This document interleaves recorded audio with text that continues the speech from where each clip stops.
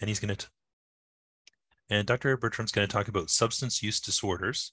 So Dr. Bertram is an addiction medicine physician at CAMH with a specialty interest in First Nations outreach and older adults in the context of pain and addiction treatment. He's also a consultant physician on the for geriatric addictions management for the community outreach program in addiction, and he runs a community practice in pain, family medicine, and addictions. So thank you, Dr. Bertram, for joining us today. I'll let you take it away. Thanks, Ian. Thank you, everyone, for being here, and I really appreciate the invitation. I know that we've got a certain amount of time, and as you may have seen from the slides, I really decided to pack it in there in terms of volume of slides. So I'll try to be as efficient as I can.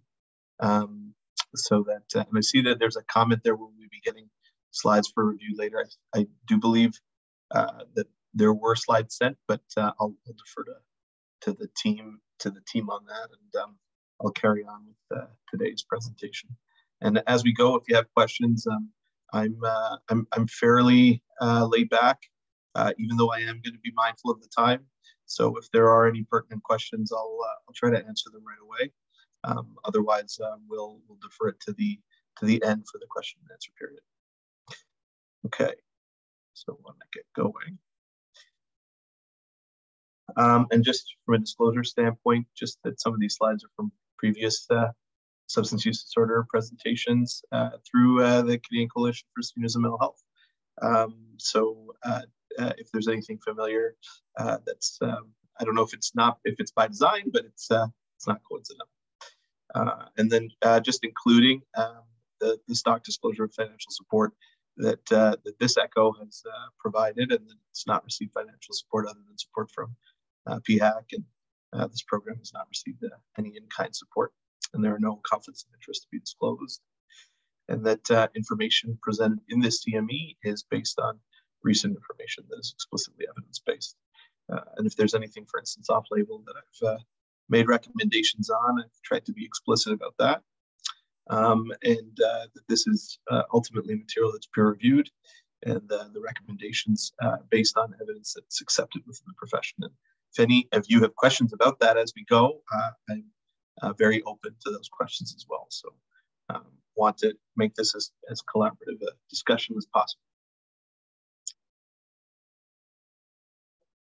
Okay, so in terms of objectives,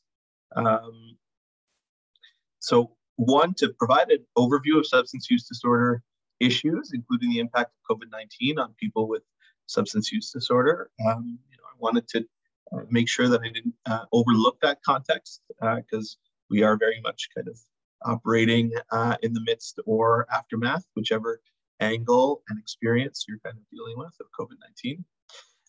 To review relevant features of screening, education, and treatment of alcohol and opiate use disorder, more specifically, because of their prevalence and relevance in the landscape of substance use disorder, including any COVID-19 related or coincidental updates. And I'll touch on what I mean by that as we explore that, especially with opiate use disorder. And including key points from the CCSMH older adult substance use disorder guidelines that I had the opportunity to contribute to and chair the cannabis working group for, and including just some key points from the benzodiazepine receptor agonist section and cannabis use disorder section. Okay. So, making sure to be explicit just around, kind of what we're talking about. Substance use disorder is very much a framework arriving at a diagnosis across all substances that really speaks to difficulties with decision-making around wanting to change one's substance use in the context of consequences, social, behavioral, financial, occupational, and physical. And so as you look at these criteria, they really touch on those pieces.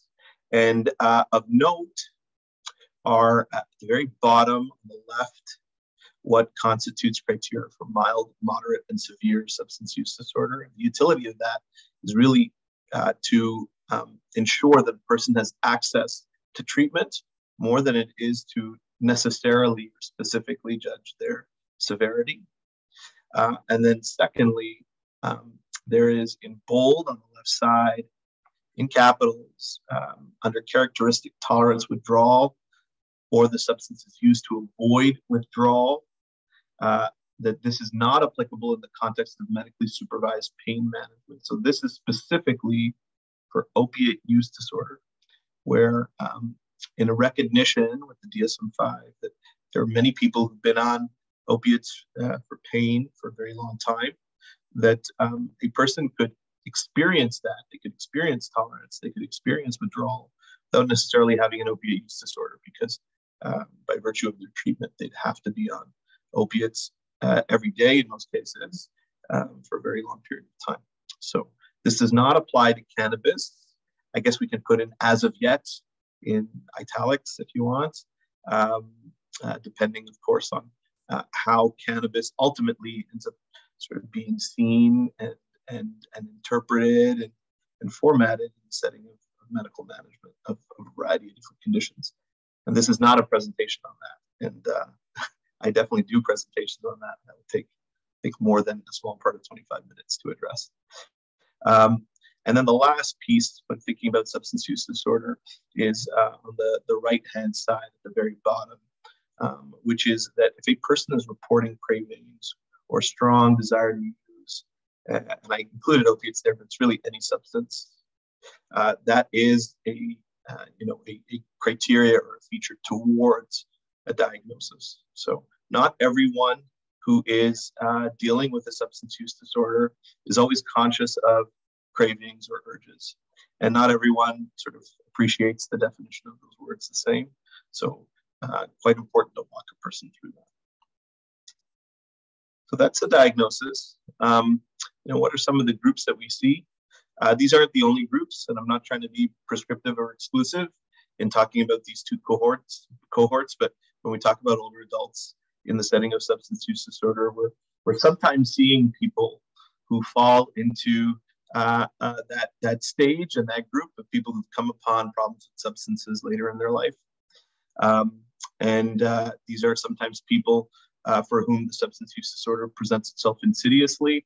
This is not always the case. You could see this with recreational substances or recreational use of certain substances, but certainly in the setting of prescription benzodiazepines or opiates, you may get an acquired use disorder later in life with later stage prescribing of those medications, and often for a chronic condition. And so that may be an example of where you might see a person presenting where previously they didn't have a history.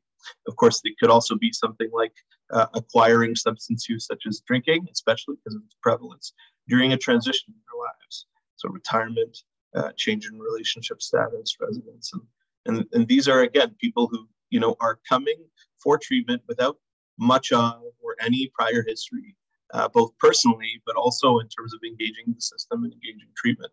And that really has an impact on not just how their assessment goes, but how they're going to engage planning and how they're, how they're going to respond to initial steps. And that's neither good or bad. Sometimes that makes for a far smoother process, and sometimes it can make it quite difficult because of how naive they are to this process. And then on the other end of the spectrum are people who are, what we might call lifelong, people who are the more traditional sort of longitudinal users of substances, lifelong users, and they are presenting to you because that history, that condition, that lifestyle, however which way they kind of formulate it, sometimes it's all of those, continues into older age. And they've often used for many years and availed of substance use disorder treatment at various stages throughout their lifetime, and are attending for a similar intervention now.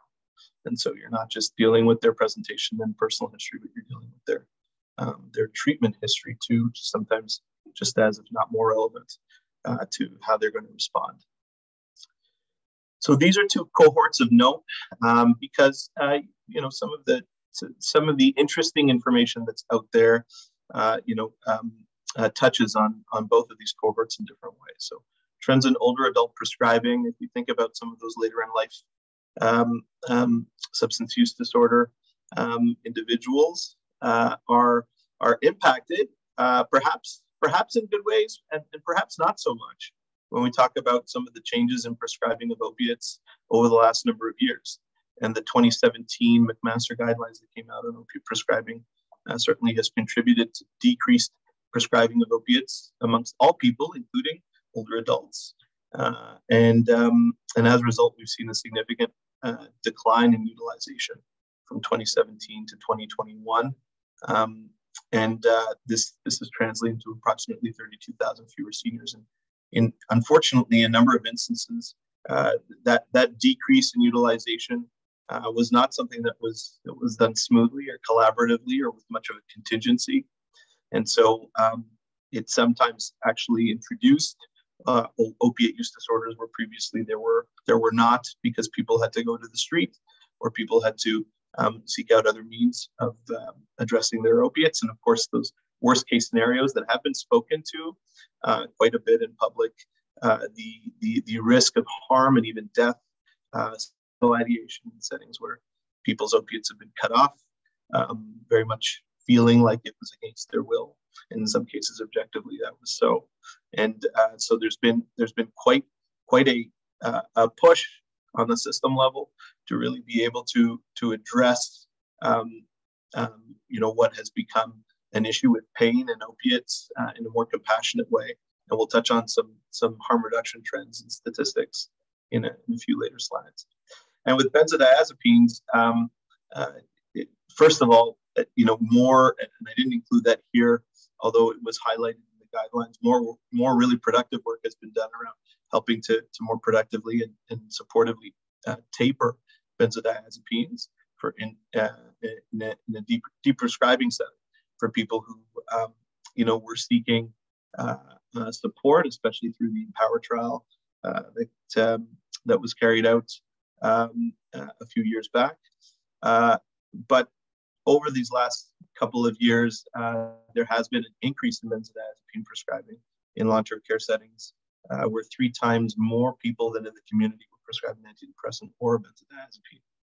And this was very much coincident with the increased prescribing of psychotropic drugs in long-term care settings during COVID, for reasons I'm certain, straightforwardly kind of into it in terms of anxiety, issues with access to services that would make that kind of prescribing more relevant and unfortunately more accessible. So that's a trend in prescribing if we're thinking about prescription issues. What about for people who have been using from the street, cocaine, methamphetamine, opiates? We sometimes don't talk about that enough often don't talk about that enough when we talk about older adults. And that might be because such a small cohort have often sort of been investigated or captured when we think about older adults and different types of use. With cocaine, only 0.2% of previous year cocaine use was older adults, and this was by far the smallest demographic when we looked at cocaine use in a CCSA report that was put out for 2022, but that really was looking at people before COVID in 2019. At least cocaine, you were able to capture, a percentage prevalence or incidence of use. With crystal meth, you couldn't do that, not just for older adults, but generally, a lot of the data around crystal meth is really based on drug seizures in criminal settings and in emergency department presentations. But several jurisdictions across Canada reported an increase over the 5 years leading up to COVID in the use of methamphetamines. And methamphetamines actually replaced alcohol as the third most commonly used substance by harm reduction clients. So in a setting where you're seeing these kind of general increases across populations, it in my opinion, is important to consider that that's certainly going to affect more older adults than previous, even if that percentage is going to be smaller. And then, of course, COVID-19, this is all data from before COVID-19. COVID-19 really skewed how relevant stimulants and opiates would be when we talk about related hospitalization and death across all populations. So this Canada-US joint white paper really spelled out the real large changes in terms of opiate-related and stimulant-related poisoning and hospitalizations. 27% increase in opiate-related hospitalizations, and a real increase that has continued, unfortunately, due to the toxic drug supply of opiates on the street, and that extends to opiates like heroin and fentanyl. If you see at the very bottom there, opiate-related poisoning hospitalizations, just to get a sense of kind of how that's changed, there are 17 hospitalizations per day in 2021 compared to 12 in 2019 and 14 in 2017. And for stimulant-related poisonings, one of the biggest problems were that people were and continue to die of stimulated-related poisonings accidentally, where they aren't intending on using opiates, but they're dying of an opiate, usually a direct opiate poisoning, thinking that they're using a stimulant. So a lot of people who would be using cocaine, crack, and crystal meth off the street, because that supply is now cut with fentanyl in many instances, and even benzodiazepines like xylazine, which is a street benzodiazepine. There's a real dangerous exposure that's developing. And again, certainly here at Compass, our addiction service at CAMH, we see a lot of older adults who've been longitudinal users, who've gone to the street, who've been using in the street for many years, where opiates were never really a thought. And now they have to pick up naloxone kits, and they have to, really sort of think about exposure that they previously did not have to. And all of this, while it creates some really startling statistics that touch even our older adults, more importantly, it speaks to a real sort of complicated situation at a system level. This white paper highlighted a conceptual model of care that really sort of speaks to some of the important system level pieces that we ought to be thinking about for all people struggling with substance use disorder. But I would posit that those domains that they highlight, so substance use as a means of coping, changes in social support and networks, changes in availability and accessibility of services related to substance use or substances, and increased risk of COVID-19, increased risk of other severe outcomes. These are complicated for older adults because they had already been dealing with a further inequity when it came to accessing services in the system, things like stigma that are not unique to older adults, but come with it, a sort of extra layer when we think about how difficult it is for many older adults to access services and to think of themselves in the light of having a problem with substances or talking about that anyway. Privacy for many older adults, especially if they're living with a family or living with their family member, dependent on the caregiver, and mask symptoms, so where their substances often mask issues around depression, grief, dementia, other medical comorbidities. Not to mention that we're already dealing with difficulty, supporting a model of care for substance use disorder. Practitioners are overall undertrained, even further when we think about substance use disorder in older adults. So as when I think for myself, well, what can I do? And when I think about my colleagues, including providers in the community, what can we all do? The first thing I often try to structure any sort of messaging and certainly an approach to practice around is something that's been really advocated for by the College of Family Physicians of Canada, which is the idea that screening, brief intervention, and a referral to treatment as a framework is a really effective way of engaging people who are seeking help at the front line in the community, close to home, and who we're trying to engage better in the system. It starts with brief intervention, but it follows with an idea as to around, well, what kind of treatment we would be trying to connect them to if we don't have the skills for engaging them with. And that, of course, extends to not just medication, but therapy and support. And I'll touch on a few of these things. And how we engage them, how we have that brief intervention is, very language and attitude based. It's non-judgmental. It proceeds with a conversation where you're actually trying to normalize substance use. So it isn't becoming this sort of stigmatized revelation that they're going to have to muster up the courage to sort of provide you information on it. And in some cases, being able to do that doesn't just involve normalizing substance use, but it involves maybe focusing elsewhere. So focusing on physical symptoms, coincident or consequent to the use of the substance that they may have hinted at, that a family member may have spoken to you about, or that you may be looking to pick up on with screening. An example of that, and I think a great screening tool that really embodies those principles is the SAMI, the Senior Alcohol Misuse Indicator. And I've gone so far as to advocate for its use with other substances as well, even if it's only evidence-based for alcohol.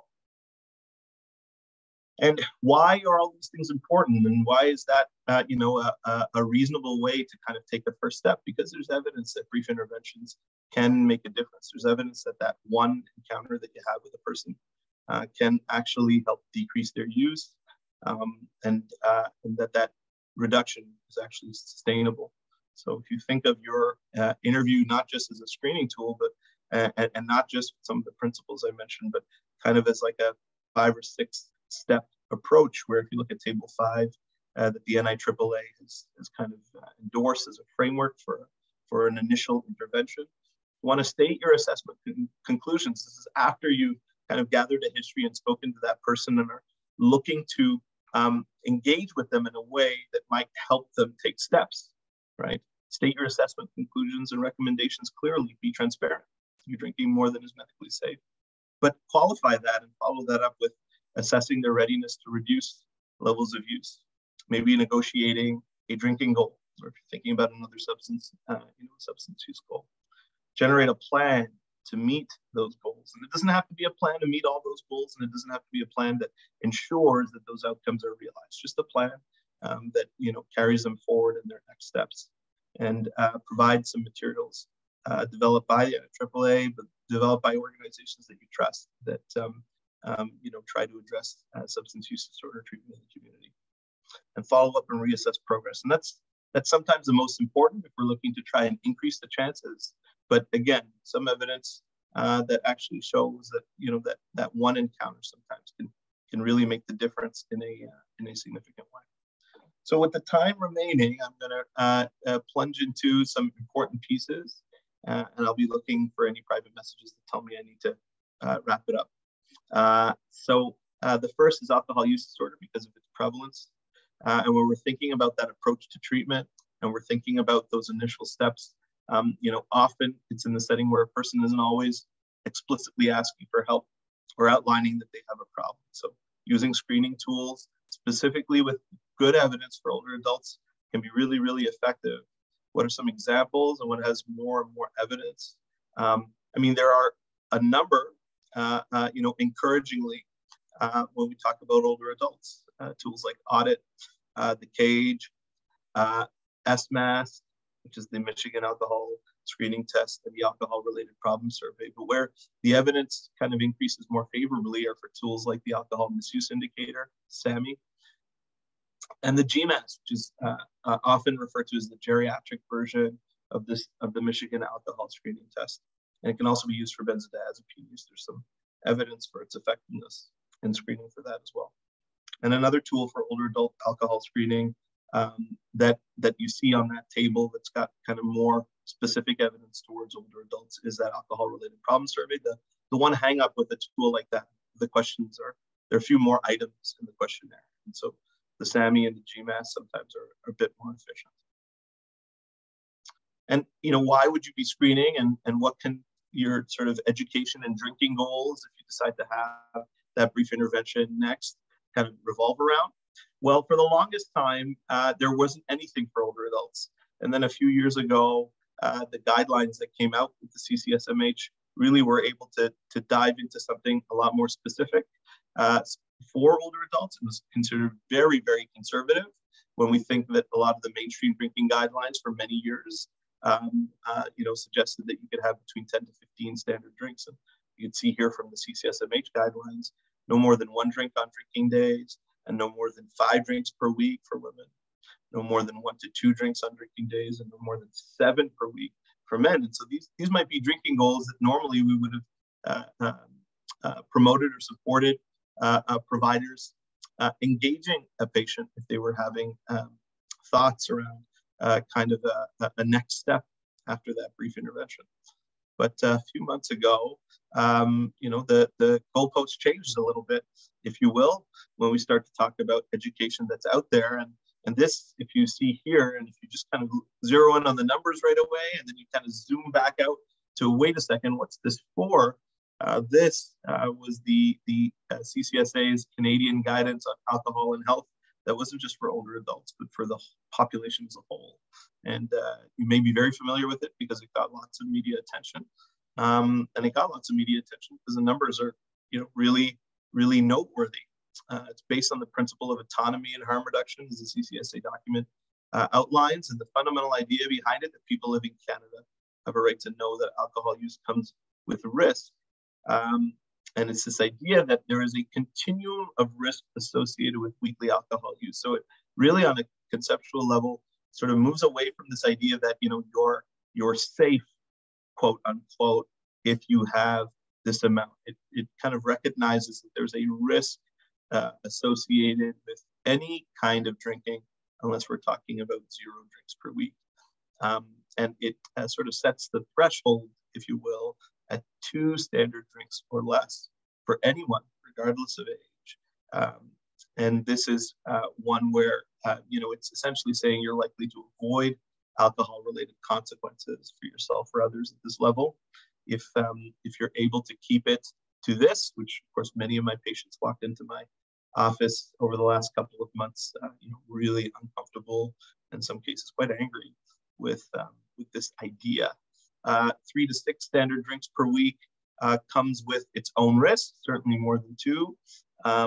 And if you notice there, your risk of developing several types of cancer, including breast and colon cancer, increases at this level. And this is, really related to a lot of high-level WHO data that's been collected over really long periods of time, sort of looking at longitudinally associated risk. And then 7 standard drinks or more per week, a person's risk of heart disease or stroke then increases perhaps even more significantly. And each additional standard drink radically increases the risk of alcohol-related consequences. And there's a really important piece from the summary on this document, which is that greater than 2 standard drinks per episode is associated with an increased risk of harm to self and others, including injuries and violence. And, I've had a lot of patients who've actually looked at some of the communication there, ask me, what that means is, as a consequence for their license, if they were to, speak to their level of drinking, regardless of whether or not they were seeking help with it. And, certainly in Ontario, I can't speak to all jurisdictions, but I will say in Canada, provinces are divided between, who has a mandated duty to report and who has a discretionary duty to report. And in Ontario, we're actually mandated to report. However, there's a nuance that's sort of discretionary within that was brought in about 5-6 years ago, which is ultimately, if we judge a person, to be consuming alcohol in a way that doesn't pose an immediate risk and where they are seeking treatment, then that is not, a mandate to report. So I'd encourage you to take a look at your own sort of discretionary or mandatory reporting framework, but most importantly, to really inject some rationale when it comes to thinking about risk. I don't think risk, at least as it relates to things like driving, come down to how much a person is drinking. It's really more how and with what consequences. So I'm just going to touch on some real quick pieces here when we talk about not just problematic alcohol use, but really more in the setting of disorder. And if you've got somebody who's, clearly, sort of fitting within the DSM-5, and this is moving beyond just a talk about guidelines, we really try to look at cognitive behavioral therapy and pharmacotherapy. And naltrexone and acamprosate are very much first line. And with older adults, we're far less likely to use the other first-line medication, disulfiram, otherwise known as antabuse, just because ethanol reactions, which is where a person drinks on antabuse, carry a much greater risk of adverse events. And even in some cases, there have been identified fatality, not exclusive to older adults, but certainly it comes with a far greater risk. Some second-line medications that are all off-label with greater favor, popularity and practice for some over others include medications like gabapentin. And there are some adverse events that we commonly educate our patients on. Topiramate, baclofen, and then some kind of, I guess you could call them even further off-label medications like prazosin, varenicline, otherwise known as Champix, and ondansetron. And I'm getting the very polite hook, so I have to be mindful of how much time I've got.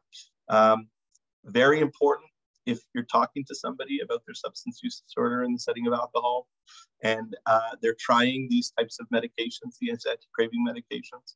If they're already reporting to you issues with withdrawal, or they're encountering that in the course of trying to make changes, reductions, medically supervised management of withdrawal is really encouraged in older adults. Using the PAWS, the Prediction of Alcohol Withdrawal Severity Scale, may be the most useful way to identify if a person really needs that medically supervised withdrawal management. And something that's really, kind of low intrusion, potentially high impact, is that the application of thiamine, if it can be provided parenterally, great, but otherwise even orally in the setting of 300 milligrams a day of thiamine, with some evidence for being able to prevent the development of Wernicke's encephalopathy. And cognitive behavioral therapy, very, very important. So, if you're able to make that impact with pharmacotherapy, great, but some of the sustained changes that people need, skills that they need for being able to manage their alcohol use disorder comes from curriculum-based cognitive behavioral therapy. Age-tailored CBT for AUD shown increasing effects, increasing integrated care pathways for alcohol and depression that actually promote co-initiation of anti-craving medications and SSRIs, and the increasing utilization of online CBT, including what we have here, Breaking Free Online in Ontario. And I'm just going to touch on opiate use disorder. We're going to leave out benzos and cannabis for the sake of time. If you have any questions about those, I'm happy to touch base on those. With a lot of the changes that took place as a result of COVID, there were some really important changes to how opiate agonist treatment and opiate use disorder management was communicated, and for that matter, how it changed. What didn't change was that buprenorphine and methadone were very much the first line medications based on what a person was willing to take. And for older adults, buprenorphine definitely kind of the first option. And for anyone who needed to switch over to buprenorphine, a way of microdosing buprenorphine, if they were on another opiate, including methadone, could be done very safely in an outpatient setting with some follow-up through a microdose titration schedule called the Bernese method. But as more and more people took to using street opiates, slow-release oral morphine was an option that had to be used. And in some kind of exceptional cases, mild opiate use disorder could be managed with a medication we use for alcohol, naltrexone, but really only to be used with specialist support and recommendation. And I would encourage you to consider some documents on the following. For people who didn't have access to oral buprenorphine through their pharmacies, something that really became very relevant during COVID-19. What really took off was the introduction of injectable buprenorphine. Sublocade, a monthly subcutaneous injection, become very, very popular. The other kind of parallel injectable was supposed to be Q 2 months, 3 months Probufene. Because it was so expensive, it was discontinued. And that was, a real great way of addressing an issue with carries and access. During COVID-19, we had become a lot more flexible around how we provided carries for opiate agonist treatment, and a lot more flexible about how we initiated medications like morphine and methadone for people who were using fentanyl. Okay, so I'm going to stop here. And like I said, if there are any questions about benzos and cannabis, I'm happy do that. But I really thank you for your time and your attention. Thank you very much, Jonathan. Yeah, so that's a lot to try and get in a very short period of time. I think it belies the complexity of the situation for sure, and with seniors. And if there's anybody who wants to, oh, there you go. Got a question there. Yeah, so Scott, you're asking, are there programs to help with cost? And when you're asking about cost, are you asking about the comment I made around Probufene and it being really expensive, or just medications in general? Scott said yes, and he probably didn't expect that I was going to complicate it further with another qualifier. So with the Probufene, ultimately it was just considered too expensive for the pharmaceutical company. So even for them to kind of manufacture it, considering the outcomes, just very briefly, Probufene were like cartridges that you'd actually inject underneath the bicep tendon. Right, and I think you're kind of touching on the Probufene piece, and it was meant to be really appealing because a person could go up to 3 months without having to take anything. The problem was that for the one, the outcomes that they were seeing, and two, just how much cost and how few people could actually get the training to do the insertions of the Probufene, it proved to be too expensive. But depending on the province that you're in, there is social assistance if a person is on, so in Ontario for welfare, it'd be Ontario Works, or for disability, it's Ontario Disability Support Program. And there are other jurisdictions that have parallel kind of programs that cover the cost of medications like Sublocade, which is the injectable buprenorphine. And now across the country, buprenorphine is better covered than it used to be. If this was 10 years ago or even 5 years ago, there were a lot of exceptional access programs that had to be invoked that aren't as much the case now. Great, thank you. So a comment there from Shelley House, the Ontario drug benefit covers it for over 65. Yep. So we've just got a couple of minutes, but if someone else wants to ask a question, please feel free. But I do have a question or two for you, Jonathan, while we're waiting. My first question is just comments on the guidelines in the context of binge drinking. And sort of, what the effects are in terms of overall risk with people who don't, have a certain amount necessarily prescribed per week that they're using, but it might come, say every couple of months or something. So, I mean, if they're binging sort of that episodically, the principles there are, one, does it still fall under, and if we're talking about drinking and alcohol use disorder, and if that does, then what both medications and therapy are, appropriate, and especially with medication, because we're talking about daily prescribing in most cases, to what extent is the burden of taking a medication daily, or, are there other innovative ways? One of the ways that naltrexone is often used is in a as required type setting, where people will only use it if they're starting to have urges or cravings and not otherwise. While it's not explicitly evidence-based, there's some merit to that. I usually will get people to take naltrexone daily in settings where they are talking about cravings for a short period, so that we can establish their tolerance of the medication and their response to it. And then after that, we kind of move into an as required type setting. Okay, thank you. And the other question that I have is just if you've read anything or have any thoughts around some evidence suggesting that some antidepressant medication can increase cravings and use of other substances. Yeah, so certainly in settings where either a person has a particular activating response or activated response to an antidepressant, or where some antidepressants are more typically activating.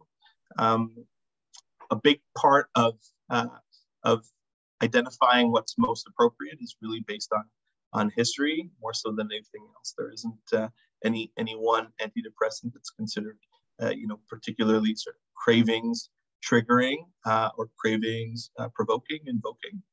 Sometimes, though, in cases where people are more activated, or in other instances where they feel a bit kind of more sedated or lower, either of those can bring on the need for an upper or a downer. And so, where a person speaks to a history of using in response to those types of feelings, I'm usually doing a lot of short follow-up, and I'm kind of mindful of medications that are more likely to create that kind of an effect, especially if we're talking about activating antidepressants or medications for sleep. All right. Well, thank you very much for that great presentation. We're going to move over now